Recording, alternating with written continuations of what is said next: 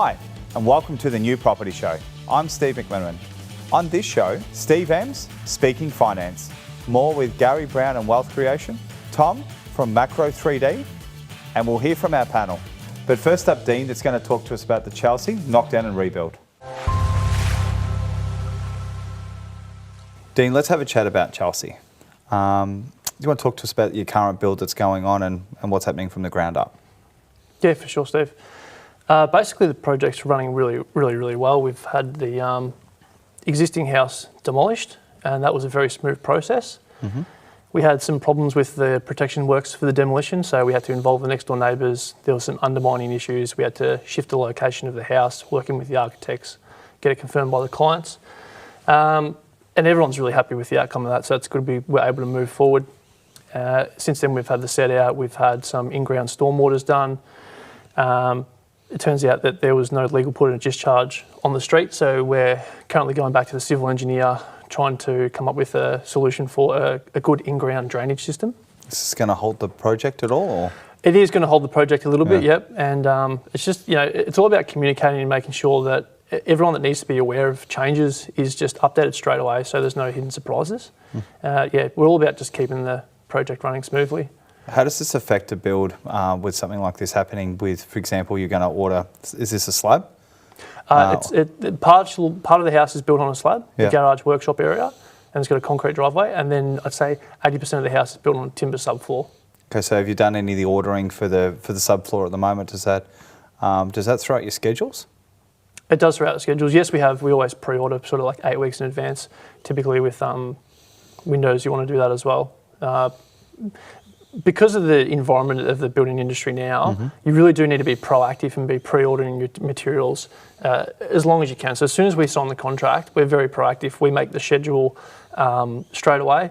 We start to contact the trades that we need to, the contractors that we need to engage, and just kind of make it run as smoothly as possible, really. This is a pretty tight site as well, isn't it, you're working with?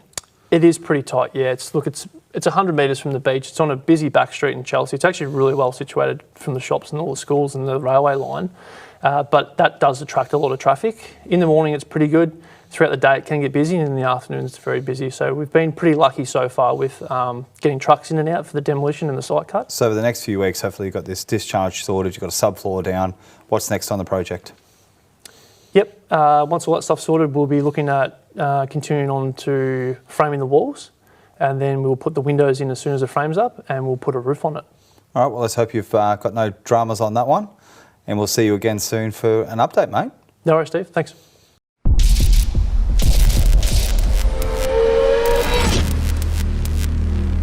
Steve, welcome to the New Property Show. Thank you for coming on. Speaking Finance. Yeah, that's it. How did that come about? Well, there's the G-rated way, and then there's the more higher rating that need to be a little bit older for. But no, look, for me, it was always about providing an avenue where clients can really learn and understand what they're accepting and the products that they're taking. So for me, I guess anyone that knows me knows and understands that I don't really stop talking. So for me, it was a bit of a natural name. And then some people might say speaking something finance. But I mean, for me, it was, it's about educating and helping the customer really understand, rather than going, yep, bang, here's the product, bang, here you go, and off you go. It's, okay, what is your situation? How can we holistically look at what you're doing? Things even as simple as, because we work with a lot of clients that come from mortgage brokers, they'll say, oh, I want a car loan. Excellent, no worries, let's have a look at that. What are your long-term goals and objectives? Oh, I want to buy an investment property in 2 years. So we have that discussion with them, and we say things like, well, if you take the car loan, you might want to take it over 3 years or 4 years because the payments suit you and all that kind of stuff. But that might impact your servicing in 2 years when you go to buy the investment property. So we talk to them about perhaps taking a product that, even though it's over 7 years and it's a longer term and you end up paying more if you just let it go, they can make extra payments along the way and they can bring that down, and it doesn't get in the way of the other objectives and the other goals that they've got. So you're holistically looking at finance and not just a short-term gratification, Yeah. is what it seems like. Exactly. What are some of the products and services that you're providing to your clients at the moment? Yeah, so obviously the really core stuff is wheels and tracks. So vehicles, trucks, excavators, that kind of stuff. But we do some pretty exotic equipment as well. Like we did a printing machine for a printing business actually not far out from here on Chapel Street. You know, they're one of our really good clients. They've done a lot of stuff. And the same director of that business actually runs a small business where he does like underwater submarines that does videoing and things like that for data for Melbourne Water. So, you know, we've done some funding that it's allowed them to do those kind of businesses. So really the moral of it is that if there's no property, then we'll do it and we'll have a look at it. So pretty well if it's got wheels. You just keep them turning. Yeah, that's it. That's it. Okay, so with that said though, too, like your office, how many people does that consist of at the moment? So at the moment we've got 6 in the office. We've seen such unprecedented growth that, you know, we're going, you know, kicking extra or hitting extra milestones every month, and we've got a sales manager starting next month just to bring more process and procedure to the way we do. So I think the way we do things, and I think from our point of view, or from my point of view, that's going to give us an ability to be more efficient and, you know, get more things done in less time, so that we can make sure we're giving clients and our partner referrers the best service they can. I think it's so important too, because one of the things that come up with house investing is sometimes, as I said, having existing loans. But if these loans are structured correctly, where they're business loans, means the client can have the best of both worlds. So they're going to need a business vehicle, literally to keep them moving, which is their income stream. Therefore, then introducing themselves into mortgage brokers and finance there as well. So with that said, though, how do you help others get into asset finance? So you do a bit of coaching and mentoring too, don't you? Yeah, so under the aggregator that I work under, so we have a credit license to be able to do the things that we do, but we work under an aggregator. It's kind of like a wholesaler, for an easy analogy, and I work with them. I'm their state manager, more or less, for their training, and we have 2 avenues that people can enter the industry. So they can actually enter as an employee under Speaking Finance, or they can actually, if they're already established and they've got the experience, they can work under our aggregator as a what they call a savvy branded partner, and that allows them to work and continue to build start and grow their own little business. And once they grow that, then they get mentoring from myself to be able to help develop their skills and develop their abilities. So you're having businesses within businesses. So how do you mentor your clients? Are you doing them face-to-face or phone calls or Zooms? The best way that we've had, or the things we've had the most success with, are getting people to actually come in. We've had a few brokers go through it late last year through the mentoring program, and we said, you need to come in and sit in the office. We've got an extra couple of desks and spaces as a place for them to come in. And I feel like it's not a job that you can't, or it's not a job that you can learn from a book, or it's not a job you can learn by going, okay, A, B, C, D. It's about being there present and overhearing and understanding these discussions when they're happening between the staff. Because look, there's a certain reality that while I've been in the industry as long as I have, near on 8 years now, I know a lot of different stuff, and I know where to get a lot of different information, but it's impossible to possibly know everything. And it really is. So 100%. It's important to be able to have that team and have a dialogue, because that's how you're going to solve the most problems. We're also really solving it 600% with 6 staff that you're working with hand in hand. You're actually able to hear conversations that may not come up, and it's really sometimes about what you don't know, and those conversations are coming there. So what are some of the common obstacles that mortgage brokers and asset finance brokers need to overcome?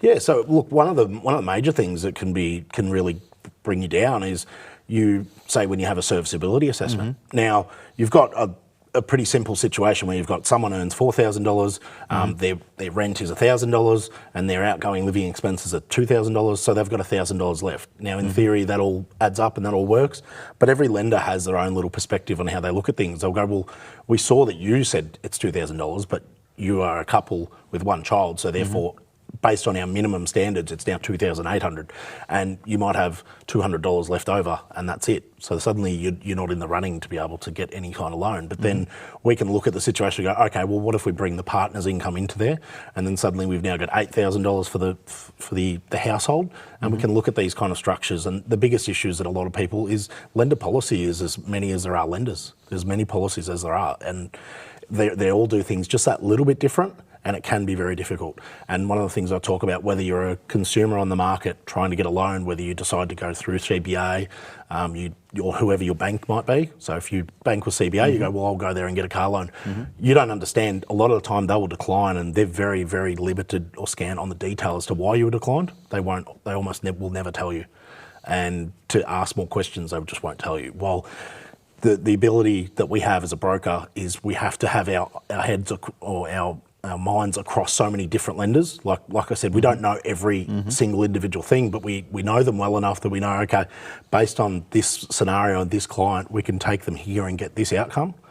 And if we get them, we give them that more chance. So when they talk to us, they're not talking to CBA, they're talking to, I actually went through and checked the other day. I've been telling people for years that I've got 40 different lenders, and I checked the other day, I've got 65. Wow. I didn't even realise how many more I've managed to pick up over the journey. But as we get all these extra lenders, we still have to understand and know the basics. And when a client is talking to us, they're talking to 65 lenders.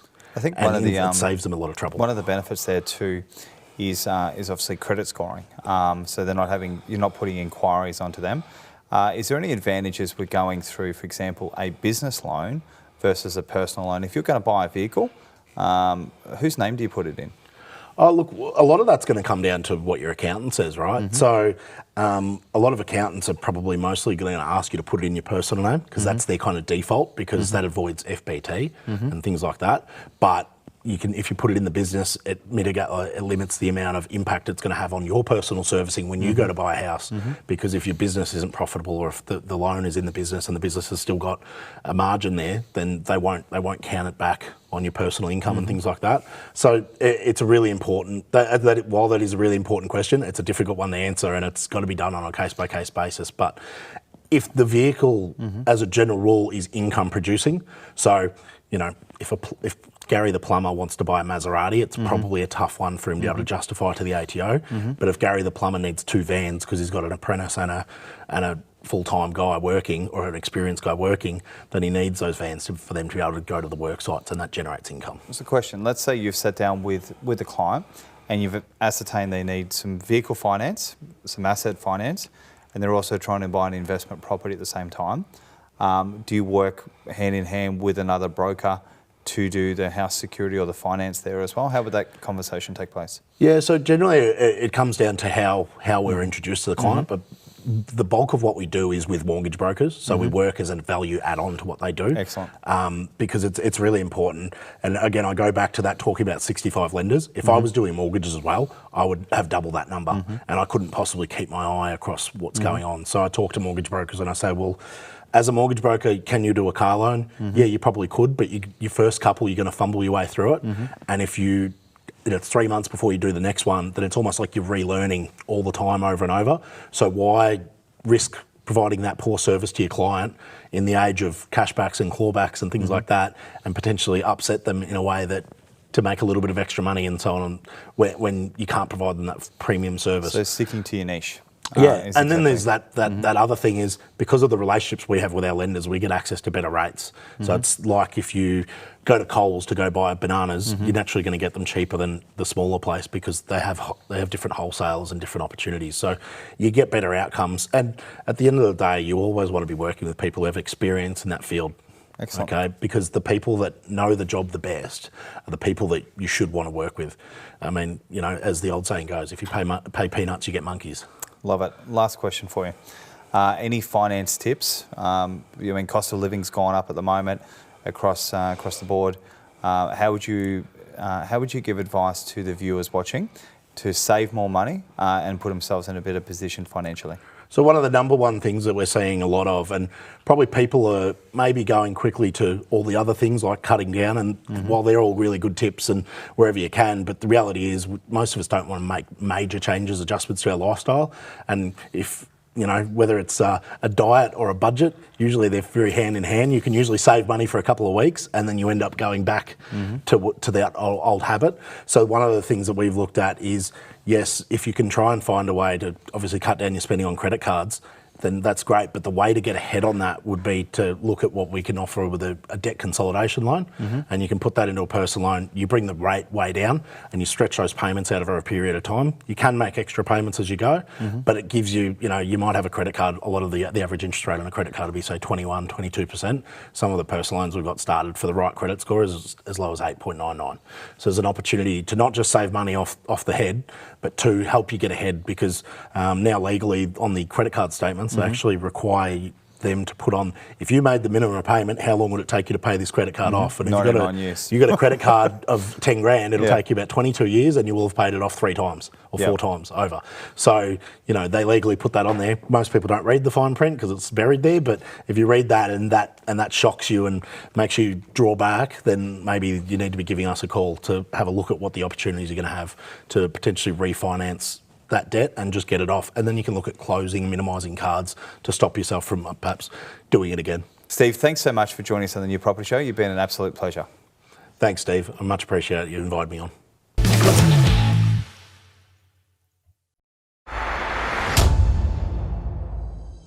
In today's segment, we're going to talk about leveraging and building a property portfolio. And how do we actually do this? So, many of you may have heard how people go from 0 properties to 10 in 3 or 5 years. Wonder to yourself, how is it actually possible? Good news is I'm going to explain some tips and tricks on how you can do this, so stay tuned. What are some truths around leverage, which means bank finance, and building a property portfolio? One of the main things to remember is building a property portfolio requires you to have passive income and other business or wage income. The banks love you to have income. So if you have no income, they're not going to lend you money. And likewise, when you're buying properties, you've got to buy properties that are cash flow positive so they continue to give you money, or otherwise you're not going to be able to get the lending. So is the average Australian going to be able to buy 10 properties in the next 3 or 5 years? Yes, if you buy the right types of property. And no, if you don't buy the right types. So it depends on your strategy, it depends on what you're after. So I looked up the cheapest property I could find in Victoria with suburbs that I knew. So I picked Coleraine in Victoria. The average house price is $277,000 and the cheapest house I could find there was $156,000. And I thought to myself, could I buy 10 of those properties in the next 5 years if I'm an average Australian person? And the answer is probably yes. The next question to ask yourself is, would you want to own those types of property? And maybe that would not be the best strategy for you, or maybe it would be. So let's consider that you're an average Australian, you have $1 million house, you have $500,000 loan, which means you'll have $500,000 of equity. And let's consider that you use some of that equity to leverage and buy another property. That investment property that you buy could be a negatively geared property, could be a positive one.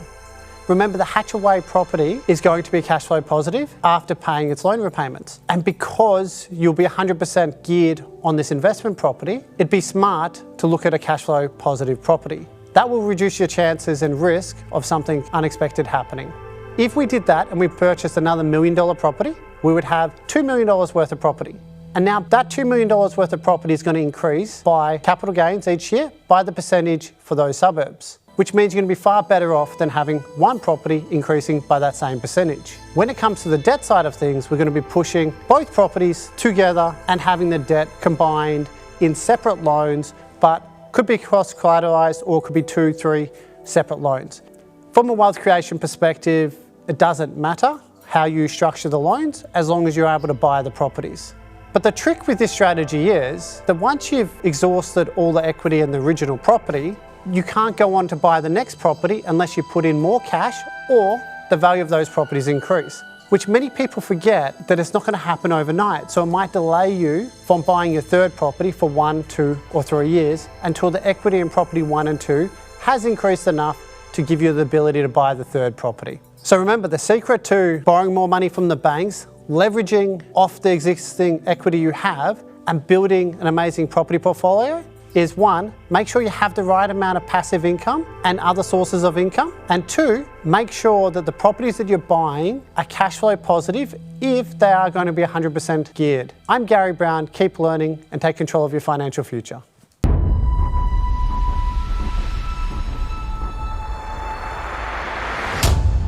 All right, Tom, thank you for joining us on the New Property Show today. You're with Macro3D, is that correct? It is. Thanks for having me.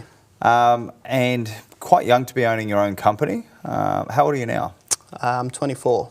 Okay, so for the viewers that are watching us today, what is Macro3D?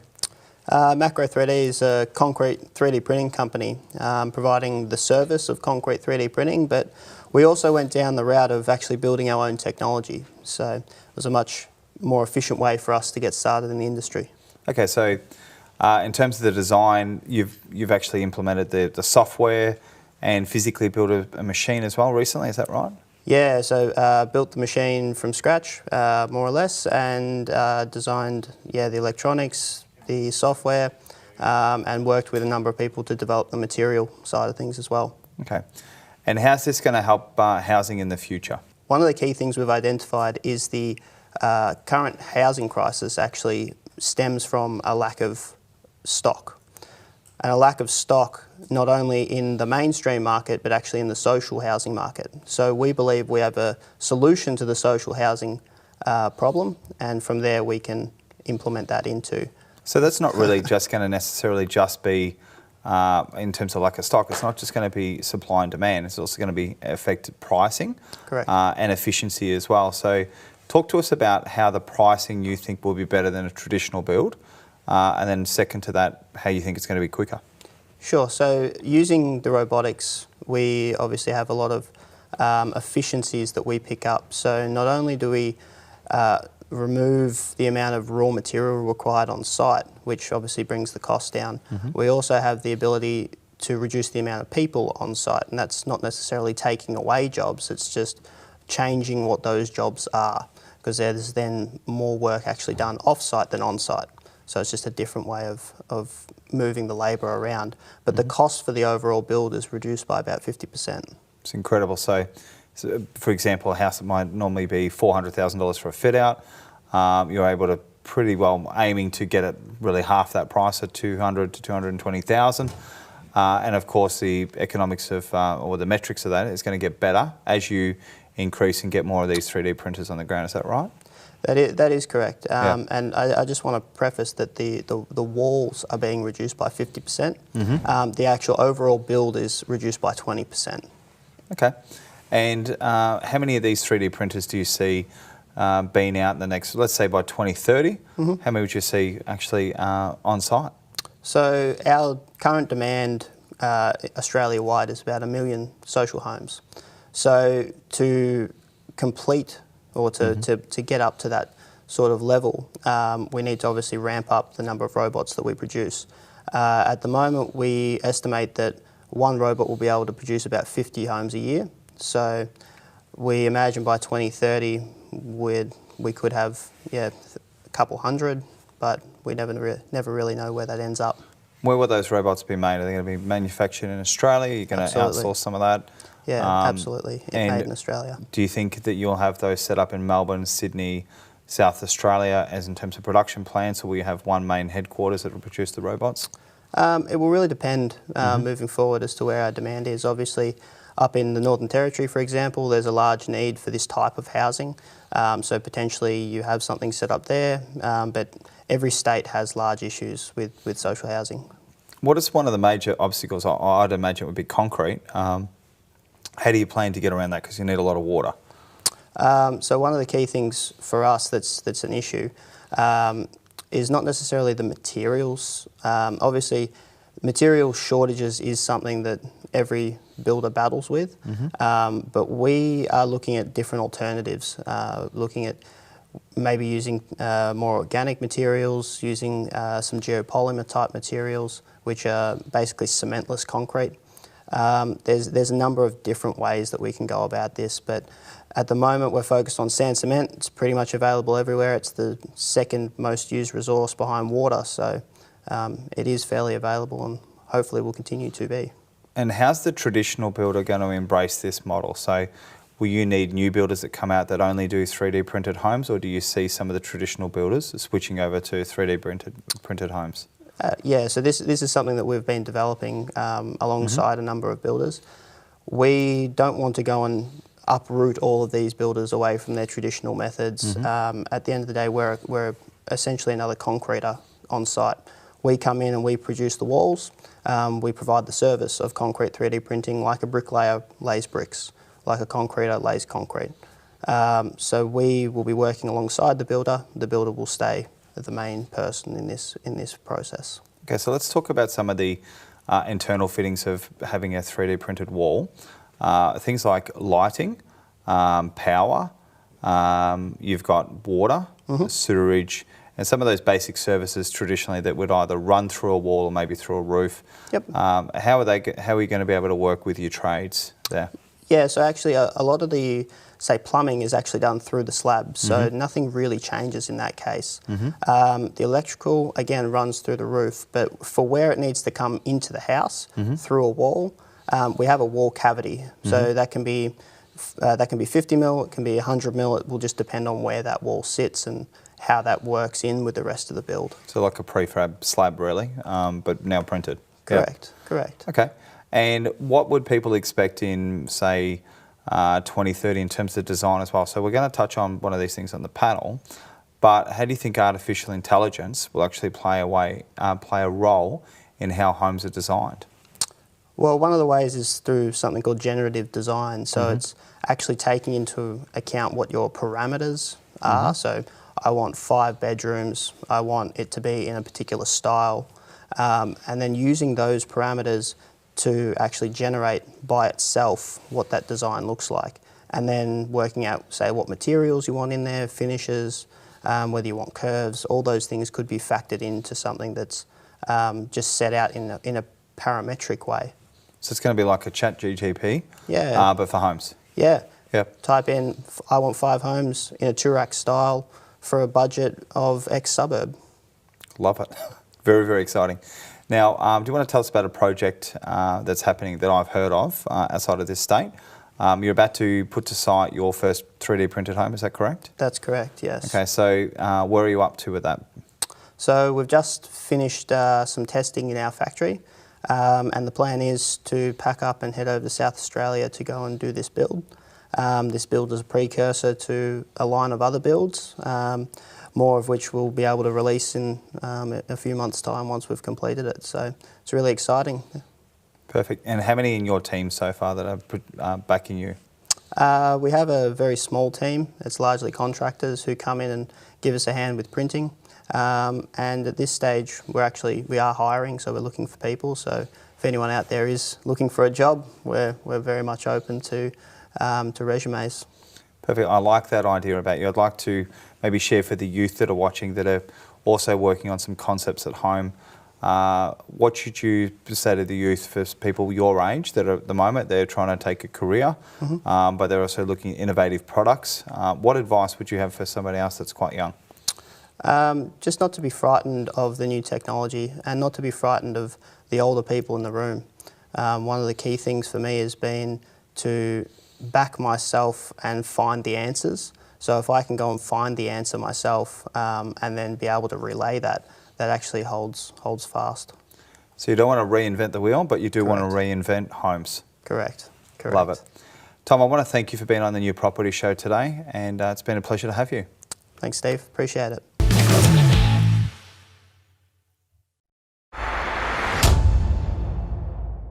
What's holding you back at the moment from doing that? Is it the government? Well, I mean, so a conversion's going to cost you somewhere between $150 to $200 for a decent conversion where you're adding the extra bathrooms in. And so what's stopping them is the fact that A, they're not going to get any tax relief from it. generally they're more worried about having the extra income, so now they're going to have to pay tax. But what's stopping it is there is structures in the way that, like, councils are the ones that put barriers up. So we've got state policies that we use, and there'll be local councils that when we go in and do something, they'll give us a show cause notice. So I have to spend my time driving around the country, going and meeting with council officers, with compliance officers that have had complaints from neighbours that said that this is illegal, and then I have to pull out all the paperwork and most of the time educate the councils to say, so you didn't even know that this policy existed at state level, and they go, no, I don't even know about it, right?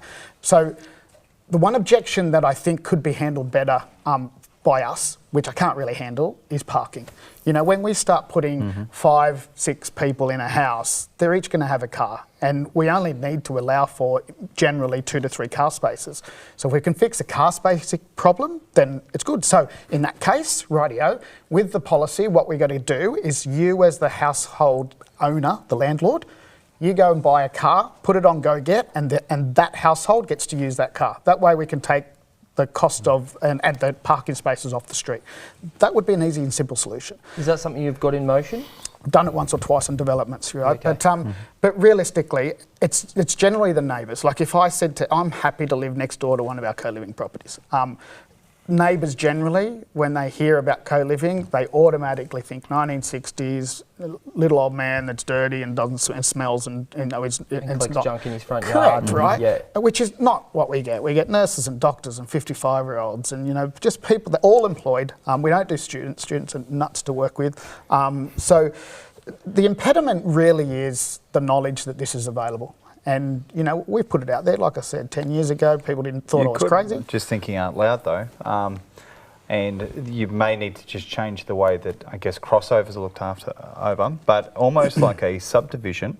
But if you were to provide, if for example, it's a 20-metre block, and yes, there may not be any side access, but you said a second crossover was introduced, and that's going to happen at some point because freeways went from 2 to 3 to 4, so you've added on some extra lanes. Yep. I think that could be a solution where you might add on the crossover. How much do you know about co-living? Have you ever converted a house you've gone and gutted a home before? No, not at all, so it definitely interests me, for sure. Yeah. What's are you finding there's a shortage in trades in that sector? Oh, look, it's not just a shortage of trades at the moment too, but yes, there is. So we, like you, have our permanent trades fixed with us. Occasionally one leaves and we've got to go find another one and it takes some time. And prices are going up. Our trades generally are paid a little bit less than what they could get out there, but they get a lot better conditions with working with us. I think the other problem at the moment too is that because interest rates have been rising 10 in a row and then a break, as buyers agents that we are, we can't find properties. Just nothing on the market. That people are holding off putting stuff onto the market. And I think the biggest and most important thing, I was just talking to Steve about this, is that there's going to be a drop in the marketplace because people have afforded mortgages when they were down at 2 or 3%, and they're now at 4 or 5 and going to hit 6. And the average over the last 20 years has been 6.8%. So they're going to hurt when they get there.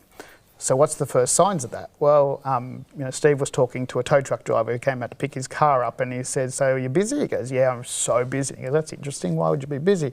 Repossessions. So when someone can't afford to pay for their life, what's the first thing they do? They stop going to restaurants, and the second thing they do is stop paying car leases. So there is something coming. When they stop paying for their home, that roll-on effect doesn't happen immediately. They stop paying for their mortgage, then there's the notice and another notice and notice, and 18 months to 2 years down the track is when they finally foreclose. So that's why 2026 is going to be a year of hell break loose.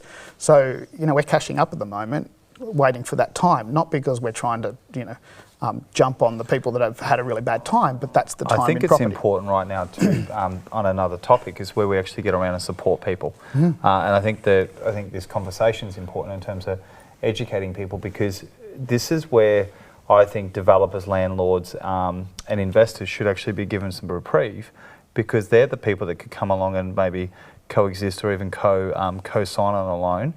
There is some new initiatives, and I think one of the things we touched on earlier was this might have been with our 55-year-old chat, but sometimes what's happening in today is the traditional way of building is out the window.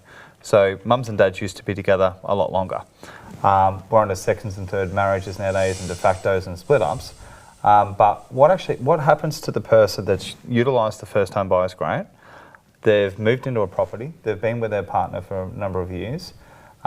There's almost an underline of homelessness that can be created when somebody's given a settlement and they're forced to move out or settle on a property that they can't actually maintain. I think there's another underlying crisis that's happening at the moment, and that's stability. I think that's obviously another topic for our panel. But I'll probably just go around the room just quickly and just say, what would be the first thing that you would change if you were in the government or you're in housing? What do you think the fix is? Do you think it's focusing on interest rates? Do you think it's focusing on getting more trade education? And in your case, it's more like getting people educated. And yours is really just talking to the landlords. So I think collectively you've got to work together. But I'll start with you, Martin. What do you think is the biggest change that needs to happen? Unfortunately, we can't change interest rates. They're driven by world economic factors. However, I think, particularly with what Ian's had to say about the co-living situation, and we all realise there's a great deal of mortgage stress out there, many of those houses, which have been 3 to 4 bedrooms, could be converted into co-living. But the problem I see from an economic point of view is they're behind on their mortgage. They're not going to be able to borrow the money to do that. So perhaps there needs to be some way that you can share that responsibility. In other words, an investor come in. In. I'll take over half your house. We're going to double its capacity, 4 times its capacity. You're going to get some of that, and I'll have the other part. So maybe we need some way, and perhaps for the banks to have an interest and understanding about leveraging those sort of positions. Like a hybrid scheme that comes in. Yeah, like exactly, a second mortgage. Because we know that mortgage stress problem's there, and Ian has a solution to it, and that solution also gives us increased number of dwellings, which is the other problem that we're talking about here. So to me, that's a nice mix to see if we could do something in that area. You've already got the existing land, you've already got the property there ready to go. Value adding. Mark, what do you think? I think there's a lot of policies that need to come in place. You know, they talk about building 1 million affordable homes. Well, the first thing, you know, where they're going to put these affordable homes, who's going to build it for an affordable price. So there's a lot of questions around that, but there doesn't seem to be any supporting policies in place to do it. What do your investors do now, you know, if they're in stress already? Not that it's a consolation, but, you know, there's no tax on debt. So if you are negatively geared, it'll be offset against your, you know, your salary or whatever your income is. So you are going to be paying less income tax, or you are, you know, going to have to foot the bill on extra mortgage repayments. And you've just got to be more creative around, you know, the co-living arrangements, whether it's Airbnb, renting another room. It's going to be a tough few years. I think if you get through these next few years, there's going to be a lot of opportunities for investors. Yeah, you might not be able to afford the, you know, the Sydney CBD or St Kilda, but you've got to look further afield. You know, when I first bought my property, I was living in Canary Wharf in a rented unit, but I couldn't afford a unit in Canary Wharf. I bought a £30,000 house in Manchester.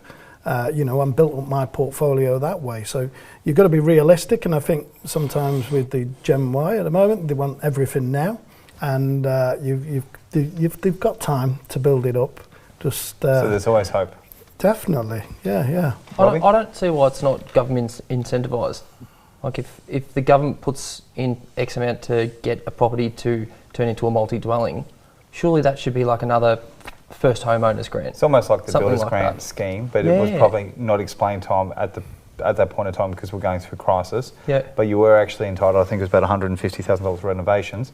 If instead of us spending it on the backyard or the outdoor kitchen, sorry to our other viewers that are going to come on and watch the kitchen version, but if they'd actually developed the property, then that was through education would actually be it. So Robbie, just want to quickly get your point of view there.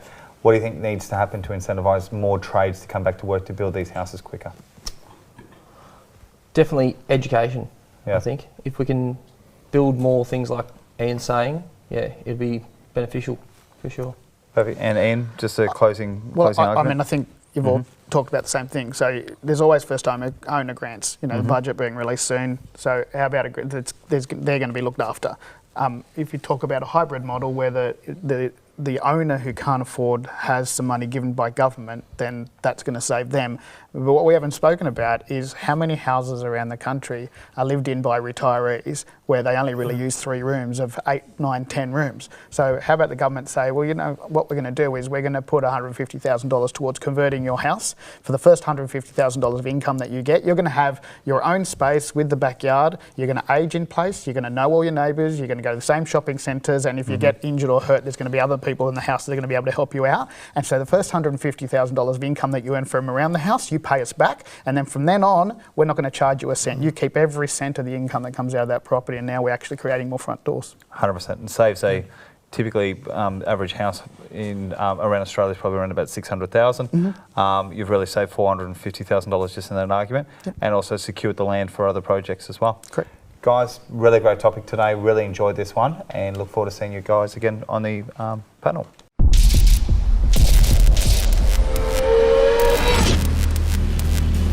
And that's all for this week, and thank you for joining us. If you want to see the full interviews, check us out on the website. And we'll see you again next week.